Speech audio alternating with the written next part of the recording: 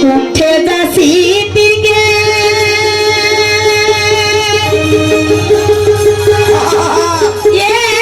বিশ্ব ছটা চাইটা তুই ভাগাম দিয়া দে।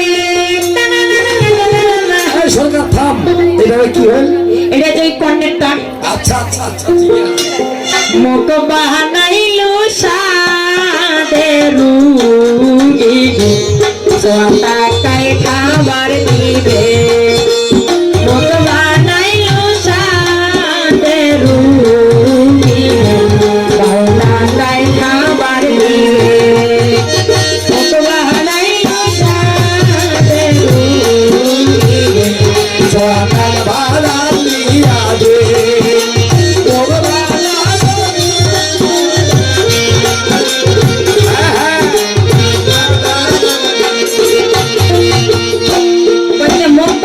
সাদের রুগীকে 6 টাকায় খাবার দিবে। ওই কাছে কে তুই হেতু আসিস কাজে কোমরে না গুড়ি দিয়া গে এ বিষ তুই বুঝি মোর বাড়ি দশা। কোমরে না গুড়ি দিয়া গে এ বিষ তুই বুঝি মোর বাড়ি দশা। মুখ বাহানাইলো সাদেরু ছটাকায় খাবার দিবে।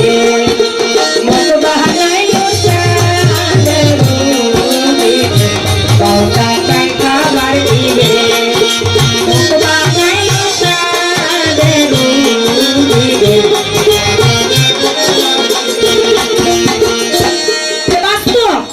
এটা বাস্তব কথা।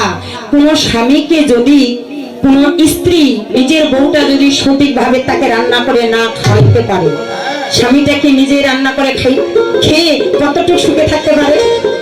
এটাও তাকে ভাত ঠিক মতো ভাত রান্না করে না খাওয়াটা, তার সেবা যত্ন না করাটা, তার বিছানাপত্র কাপড় চোপড় পরিষ্কার পরিচ্ছন্ন না করে দেওয়াটাও, এটাও কিন্তু একটা নির্যাতিত হয়। এটাও একটা নির্যাতন।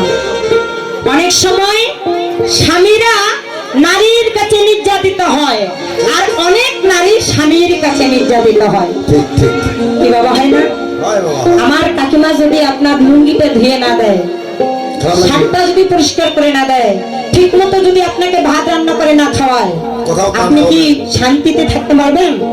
হোস্টেলে গিয়ে কয়দিন খাবেন? কয়দিন খাবেন? বাহ, কি নাম আপনার?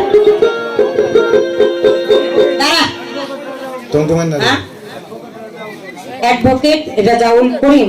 বাহ, অনেক কমরে না গুড়ি দিয়া গে এ বিষ তুই বুঝি মোর বাড়ি দশা।